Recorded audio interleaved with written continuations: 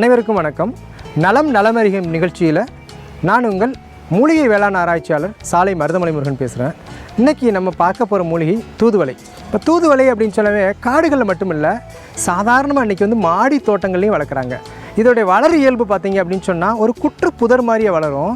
நம்ம பார்த்தோம் அப்படின்னு சொன்னால் இந்த தூதுவளையில் இருக்கக்கூடிய கொடி மூல படரும் இயல்பு என்ன அப்படின்னு சொன்னால் ரொம்ப அற்புதமாக இருக்கும். இந்த தூதுவளையில் 2 விதமான வெரைட்டிஸ் இருக்குது. இந்த தூதுவளையோட வகையில் இந்த நீல மாறிய இந்த நீல கலரில் இருக்கக்கூடிய பூக்களை உடையதும் வெள்ளை கலரில் இருக்க பூக்களை உடையக்கூடிய இந்த தூதுவளையில் வெள்ளை மலர்கள் இருக்கக்கூடிய தூதுவளை அரிய வகையான மூலிகை. தூதுவளை ஒரு காயக்கற்ப மூலிகை என்று சித்த மருத்துவத்தில் சொல்கிறாங்க. மேலும் நம்ம இந்த தூதுவளையில் இருக்கக்கூடிய கண்டென்ட் சொலானின் அப்படின்ற ஒரு கண்டென்ட் இருக்குது. ஏன்னா இதோடைய தாவரவியல் பேர் சொலானம் ட்ரைலோபேட்டம். இந்த மூலிகையை ஏகமாக நமக்கு மார்பில் இருக்கக்கூடிய சளியை அகற்றக்கூடிய ஆராய்ச்சியில் நிரம்ப பயன்படுத்தியிருக்காங்க. இந்த மூலிகைக்கு நமக்கு தமிழ் மருத்துவத்தில் இப்போ தூதுவளை சட்னியாக வச்சு சாப்பிட்றாங்க, தூதுவளை ரசமாக வச்சு சாப்பிட்றாங்க. ஏகமாக இது டானிக் எஃபெக்ட் அப்படின்னு சொல்கிறாங்க. இது உடல் உரமேற்றி, சில நேரத்தில் ஆண்மை யூக்கியாகவும் பயன்படுது. இப்போ தமிழில் கிராமத்தில் பழமொழி ஒரு வீட்டில் தூதுவளை இருந்தால் மார்பிலும் வயிற்றிலும் களங்கம் இல்லை என்பது ஒரு அற்புதமான பழமொழி. இதனுடைய மருத்துவ பண்பை பறைசாற்றா இருக்குது. இந்த சொலானின் மூலக்கூறுகள் நிறைய பல்கலைக்கழகங்களில் சளியை அகற்றுவதற்கும் மார்பில் இருக்கக்கூடிய கோலையை அகற்றுவதற்கும் பயன்பாடாக இருக்குது. இன்றைக்கு நம்ம பார்க்க போகிறது சிறியவர்களிலிருந்து பெரியவர்கள் வரை அனைவருக்கும் மார்பு சளியையும் கோலையும் அகற்றக்கூடிய தூதுவளையில் இருக்கக்கூடிய ஒரு தயாரிப்பை நம்ம பார்க்குறோம். காலை வணக்கம். நான் உங்கள் சித்த மருத்துவர் கல்பனா தேவி. நம்ம இன்றைக்கி சளி சம்பந்தமான எல்லா பிரச்சனைகளும் சரி பண்ணக்கூடிய தூதுவளை நெய் எப்படி செய்கிறது அப்படின்றத பார்க்க போகிறோம்.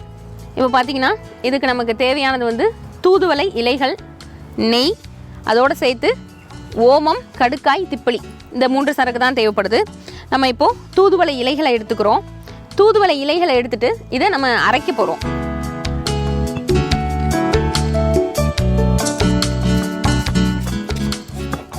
இந்த தூதுவளை இலைகள் பார்த்திங்க அப்படின்னா நிறைய முட்கள் இருக்கும். இந்த தூதுவளையோட எல்லா பகுதியுமே முழுமையாகவே நம்ம பயன்படுத்தலாம்.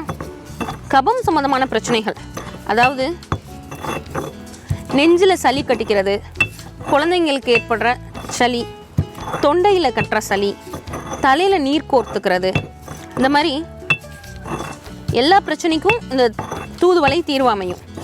இப்போது ஜென்ரலாக பார்த்திங்கன்னா தூதுவளை அடையாவோ துவையலாவோ ரசமாவோ செய்து நம்ம பயன்படுத்தலாம். இப்போது நம்ம இதை அரைச்சி இதில் நெய் காய்ச்ச போகிறோம். ஏன் அப்படின்னா இந்த தூதுவளை எல்லா சமயங்களும் எல்லாருக்கும் கிடைக்கிறதில்ல. அடையாவோ துவையலாவோ செய்கிறது அப்படின்னா தினசரி இந்த தூதுவளை கிடைச்சா மட்டும்தான் அதை பண்ண முடியும்.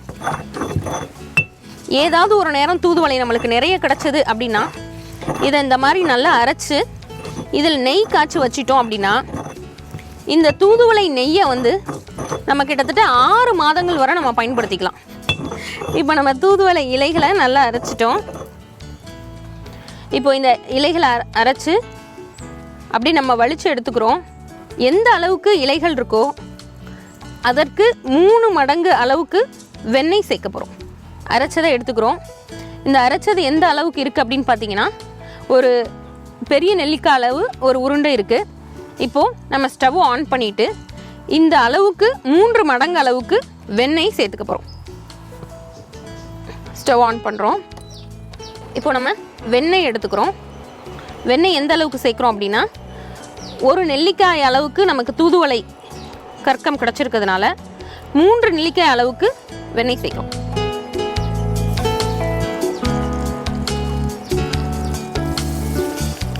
வெண்ணெயின் அளவு கொஞ்சம் அதிகமானாலும் பரவாயில்லை.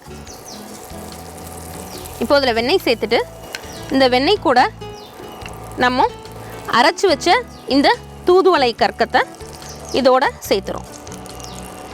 சேர்த்துட்டு நம்ம இதை லேசாக கிண்டிடுறோம்.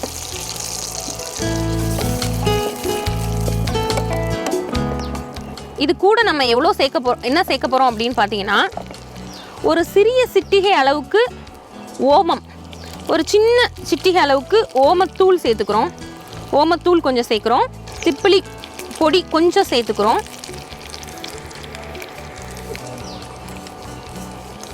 கடுக்காய் பொடி கொஞ்சம் சேர்த்துக்கிறோம். இந்த மூன்றும் கிடைக்காதவங்க வெறும் இந்த தூதுவளையும் வெண்ணெயும் மட்டும் சேர்த்து நல்லா கலவையாயிடுச்சு. நுரை அடங்க தொடங்குது. இந்த வெண்ணெயில் இருக்க நுரை அடங்க தொடங்கிருச்சு அப்படின்னா இது பதம் வரப்போகுது அப்படின்னு அர்த்தம். தனியாக தூதுவளை பார்த்திங்கன்னா அடியில் கற்கம்னா என்ன சொல்லுவோம் அப்படின்னா அடியில் இது மாதிரி தனியாக சேர்ந்துருச்சு. நெய் மட்டும் தனியாக பிரிய தொடங்கிருச்சு. இப்போ பார்த்திங்க அப்படின்னா இந்த தூதுவளையை இலைய பசும்பாலில் சேர்த்து எடுத்துட்டோம் அப்படின்னா கை நடுக்கம் அருமையாக சரியாகும். ஒரு சிலருக்கு கை கால் நடுக்கம் அதிகம் இருக்கும். அவங்களுக்கு இந்த தூதுவளையை நெய்யில் சேர்த்து சாப்பிட்டோன்னா நல்லா கிளியர் ஆகும். இப்போ பதம் வந்துருச்சு. இந்த கற்கம் மட்டும் தனியாக பிரிஞ்சிருச்சு. அடியில் இருக்க இது மட்டும் நல்லா மணல் மாதிரி நெருப்பான ஒரு பதத்துக்கு வந்துருச்சு. பார்த்திங்கன்னா நெருப்பாக மணல் மாதிரி ஒரு பதத்துக்கு வந்துருச்சு. நுரை கிட்டத்தட்ட அடங்கிருச்சு. இன்னும் கொஞ்சம் போல் நுரை தான் இருக்குது. இந்த நுரை அடங்கிருச்சு அப்படின்னா இந்த வெண்ணெய் உருகி நெய்யாகும்போது அப்படியே அது தூதுவளையில் இருக்க எல்லா சத்துக்களையும் எடுத்துகிட்டு நெய்யாக மாறி இருக்கும். இது சளி சம்மந்தமான எல்லா பிரச்சனைக்கும் மட்டும் இல்லை, முக்கியமாக காசநோய் அப்படின்னு சொல்கிற டிபி சரியாக போகுது. இப்போ நுரை அடங்கிடுச்சு. நம்ம ஸ்டவ் ஆஃப் பண்ணிடுறோம். இப்போ ஸ்டவ் ஆஃப் பண்ணிவிட்டு இந்த நெய்யை மட்டும் நம்ம அப்படியே தனியாக ஒரு பாட்டிலில் எடுத்து வச்சுக்கிறோம். இப்போ இந்த தயாரான இந்த நெய்யை நம்ம ஒரு சின்ன பாட்டில்லையோ இல்லை பாத்திரத்துலையோ ஊற்றி வச்சுக்கிறோம். இந்த நெய் பார்த்திங்க அப்படின்னா பார்க்க தான் பச்சை நிறமாக இருக்குது. ஆனால் சுவை பார்த்திங்கன்னா ஒன்றும் பெரிய அளவுக்கு வித்தியாசமே தெரியாது. சாதாரண நெய் விட லேசாக ஒரு கார்ப்புத்தன்மை மட்டும்தான் இதில் இருக்கும். இப்போது சளி சம்மந்தமான எல்லா பிரச்சனையும் சரி பண்ணக்கூடிய தூதுவளை நெய் தயாராகிடுச்சு. இது எந்த அளவுக்கு எடுத்துக்கலாம் அப்படின்னு பார்த்தீங்கன்னா இந்த மாதிரி ஸ்பூனில் 1 ஸ்பூன் அளவுக்கு காலை இரவு 2 வேளையும் எடுத்துக்கலாம். 1 ஸ்பூன் அளவு காலை இரவு 2 வேளையும் எடுத்துக்கலாம். குழந்தைகளே இந்த அளவு 1 ஸ்பூன் அளவுக்கு எடுத்துக்கலாம். பெரியவங்க இந்த மாதிரி ஸ்பூனில் 2 ஸ்பூன் அளவுக்கு எடுத்துக்கலாம். அதாவது முக்கியமாக டிபி அப்படின்னு சொல்லுவாங்க, காசநோய். இதில் வெயிட் குறைஞ்சிட்டே போகும். அவங்களுக்கு இருமல் சளி எதுக்குமே கண்ட்ரோல் ஆகாமல் அதிகமாக இருக்கும். அந்த மாதிரியான நிலையில் இருக்கவங்களுக்கு இந்த தூதுவளை நெய் அருமையாக பலனளிக்கும். இந்த நெய்யை நம்ம தனியாக சாப்பிடணுன்ற அவசியம் கிடையாது. இதை குழந்தைங்களுக்கு என்ன பண்ணலாம் அப்படின்னா 1 ஸ்பூன்லேருந்து 2 ஸ்பூன் வரை நம்ம சூடான சாதத்தில் போட்டு கொடுக்கலாம். அல்லது தோசை இட்லி அந்த மாதிரி தோசையில் வார்த்தும் இந்த நெய்யை கொடுக்கலாம். பெரியவங்க உணவில் கலந்து இந்த நெய்யை எடுத்துக்கலாம்.